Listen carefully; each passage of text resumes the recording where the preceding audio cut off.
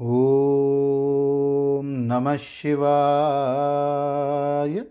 श्री शिव महापुराण रुद्र संहिता युद्धखंड 15वां अध्याय। सनत कुमार बोले, एक बार वृंदा का पति वह वीर तथा उदार बुद्धि वाला समुद्रपुत्र जलंधर अपनी पत्नी वृंदा एवं समस्त असुरों के साथ बैठा था। उसी समय अत्यंत प्रसन्न महातेजस्वी मूर्त स्वरूप तेज पुंज के समान भासित होते हुए शुक्राचार्य दसों दिशाओं को प्रकाशित करते हुए वहां आए। उन गुरु को आते हुए देखकर प्रसन्न मन वाले उन सभी असुरों तथा जलंधर ने भी शीघ्र आदरपूर्वक उन्हें प्रणाम किया। तब तेजोनिधि भार्गव उन्हें आशीर्वाद देकर रम्य आसन पर बैठ गए और वे असुरगण भी पूर्ववत बैठ गए। उसके बाद स्थिर तथा उत्तम शासन वाला वह वीर सिंधुपुत्र जलंधर प्रेम से अपनी सभा को देखकर प्रसन्न हुआ। वहां बैठे हुए सिर कटे राहु को देखकर उस दैत्यराज समुद्रपुत्र ने शीघ्रतापूर्वक शुक्राचार्य से यह पूछा। जलंधर बोला, हे प्रभु, हे गुरु, राहु के सिर को किसने काटा है? हे गुरु, उस संपूर्ण वृतांत को मुझे ठीक ठीक बताइए। सनत कुमार बोले, समुद्रपुत्र जलंधर का यह वचन सुनकर भृगुपुत्र शुक्राचार्य जी शिवजी के चरण कमलों का स्मरण करके यथार्थ रूप में कहने लगे। शुक्र बोले, हे जलंधर, हे महावीर, हे असुरों के सहायक, तुम सुनो, मैं सारा वृतांत तुमसे यथार्थ रूप से कह रहा हूँ। पूर्व समय में विरोचन का पुत्र तथा हिरण्यकशिपु का पौत्र वीर बलवान और धर्मात्मा बलि नामक दैत्य हुआ था। उससे पराजित हुए इंद्र सहित सभी देवता जो स्वार्थ साधन में अत्यंत निपुण थे, विष्णु की शरण में गए और उन्होंने अपना संपूर्ण वृतांत उनसे कहा। हे तात, तब छल कर्म में निपुण उन देवताओं ने उन विष्णु की आज्ञा से अपने कार्य की सिद्धि हेतु असुरों के साथ संधि कर ली। इसके बाद विष्णु के सहायक उन सभी देवताओं ने अमृत के लिए असुरों के साथ आदरपूर्वक समुद्र मंथन किया। तत्पश्चात दैत्य शत्रु देवताओं ने रत्न स्वयं हरण कर लिए और यत्नपूर्वक छल से अमृत ग्रहण कर लिया तथा उसका पान भी कर लिया। तदंतर अमृत पान से बलशाली हुए इंद्र सहित उन देवताओं ने विष्णु की सहायता से असुरों को पराजित कर दिया। इंद्र के सर्वदा पक्षपाती उन विष्णु ने देवताओं की सभा में अमृत पीते हुए राहु का शिर छेदन कर दिया। सनत कुमार बोले, इस प्रकार शुक्राचार्य ने अमृत के लिए देवताओं द्वारा कराए गए समुद्र मंथन, राहु के शिर छेदन, रत्नों के अपहरण, दैत्यों के पराभव और देवताओं द्वारा किए गए अमृतपान, इन सब का विस्तार पूर्वक वर्णन किया।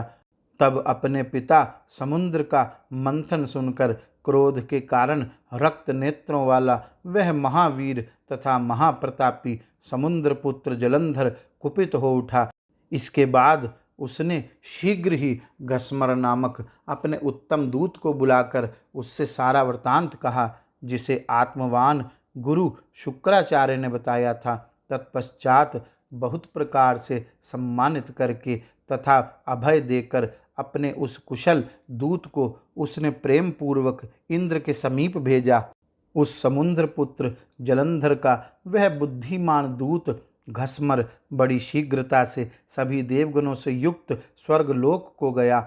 वहां जाकर वह दूत शीघ्र ही सुधर्मा सभा में पहुंचकर बड़े अहंकार के साथ देवराज इंद्र से यह वचन कहने लगा।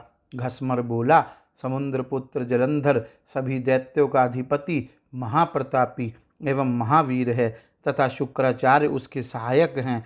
मैं उसी वीर का घस्मर नामक दूत हूँ और वस्तुतः भक्षक नहीं हूँ। उसी वीर के द्वारा भेजे जाने पर मैं आपके पास आया हूँ। सर्वत्र अप्रतिहत आज्ञा वाले महान बुद्धिमान तथा संपूर्ण देवताओं को जीतने वाले उस जलंधर ने जो कहा है उसे आप सुनिए। जलंधर बोला, हे देवाधम, तुमने किस कारण से पर्वत के द्वारा मेरे पिता समुद्र का मंथन किया और मेरे पिता के सारे रत्नों का अपहरण किया? तुमने यह उचित नहीं किया। उन रत्नों को अभी शीघ्र लौटा दो और विचार करके देवताओं सहित मेरी शरण में आ जाओ, अन्यथा हे सुराधम, तुम्हारे समक्ष बहुत बड़ा भय उपस्थित होगा तथा तुम्हारा राज्य नष्ट भ्रष्ट हो जाएगा। मैं यह सत्य कह रहा हूँ। सनत कुमार बोले, दूत की यह बात सुनकर देवराज इंद्र विस्मित हो गए और वे भय तथा रोष से युक्त हो उसे पूर्व वृतांत को याद करते हुए कहने लगे, हे दूत, मेरे भय से भागे हुए पर्वतों को तथा अन्य मेरे दानव शत्रुओं को पूर्व काल में उस समुद्र ने शरण दी थी, इसलिए मैंने उसके सारे रत्नों का अपहरण कर लिया। मेरा द्रोही सुख से नहीं रह सकता है। मैं यह सत्य कह रहा हूँ। पहले भी इसी सागर के शंख नामक मूर्ख पुत्र ने मुझसे विरोध किया था, इसलिए साधुओं ने उसे अपने साथ नहीं रखा। वह साधुओं का हिंसक और बड़ा पापी था। वह समुद्र में छिपा रहता था, अतः मेरे छोटे भाई विष्णु ने उसका संहार कर दिया। अतः हे दूत, तुम शीघ्र जाओ और उस समुद्र पुत्र से सागर मंथन का समस्त कारण ठीक ठीक कह दो। सनत कुमार बोले, इस प्रकार इंद्र के द्वारा विसर्जित किया गया वह महाबुद्धिमान दूत शीघ्र ही वहां पहुंचा जहां वीर जलंधर था। उस बुद्धिमान दूत ने इंद्र द्वारा कही गई सभी बातों को दैत्यराज जलंधर से कह दिया। इंद्र के वचन को सुनकर दैत्य के ओष्ठ क्रोध से भड़कने लगे और वह शीघ्र ही सभी देवताओं को जीतने की इच्छा से उद्योग करने लगा। उस दैत्येंद्र के उद्योग करते ही सभी दिशाओं से तथा पाताल से करोड़ों करोड़ों दैत्य आकर उपस्थित हो गए। तत्पश्चात वह महावीर तथा महाप्रतापशाली समुद्रपुत्र जलंधर शुंभ निशुंभ आदि करोड़ों सेनापतियों के साथ देवताओं पर विजय करने के लिए निकल पड़ा। इस प्रकार अपनी संपूर्ण सेनाओं को साथ लेकर वह जलंधर शीघ्र ही स्वर्ग में पहुंच गया। उसने शंख बजाया तथा सभी वीर चारों ओर से गरजने लगे। इंद्रलोक पहुंचकर उस दैत्य ने संपूर्ण सेना के साथ सिंहनाद करते हुए नंदवन में डेरा डाल लिया। नगर को चारों ओर से घेर कर स्थित उसकी बड़ी सेना को देखकर देवता कवच धारण कर युद्ध के लिए अमरावतीपुरी से निकल पड़े। इसके बाद देवों और दैत्यों की सेनाओं के बीच मूसल, परिध, बाण, गदा, परशु एवं शक्तियों से युद्ध होने लगा। वे एक दूसरे की ओर दौड़ने लगे और एक दूसरे पर प्रहार करने लगे। थोड़ी ही देर में दोनों सेनाएं रुधिर से लथपथ हो गई। हाथी, घोड़े, रथ तथा पैदल सेनाओं के गिरने तथा गिराने से सारी रणभूमि संध्याकालीन बादलों के समान प्रतीत होने लगी। शुक्राचार्य अमृत संजीवनी विद्या के द्वारा अभिमंत्रित जल बिंदुओं से युद्ध में मरे हुए दैत्यों को जिलाने लगे।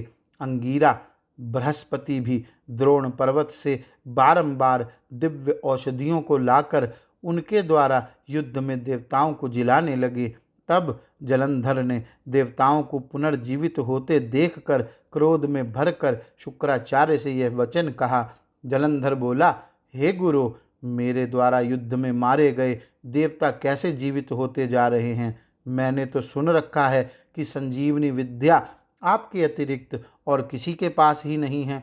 सनत कुमार बोले, सिंधु पुत्र की यह बात सुनकर गुरु शुक्राचार्य ने प्रसन्नचित्त होकर जलंधर से कहा। शुक्र बोले, हे तात, ये अंगीरा, बृहस्पति द्रोण पर्वत से औषधियों को लाकर देवताओं को जीवित कर रहे हैं। मेरी बात सत्य मानो। हे तात, यदि तुम विजय चाहते हो तो मेरी हितकारी बात सुनो। तुम शीघ्र ही उस द्रोण पर्वत को अपनी भुजाओं से उखाड़कर समुद्र में डाल दो। सनत कुमार बोले, गुरु शुक्राचार्य के द्वारा इस प्रकार कहा गया।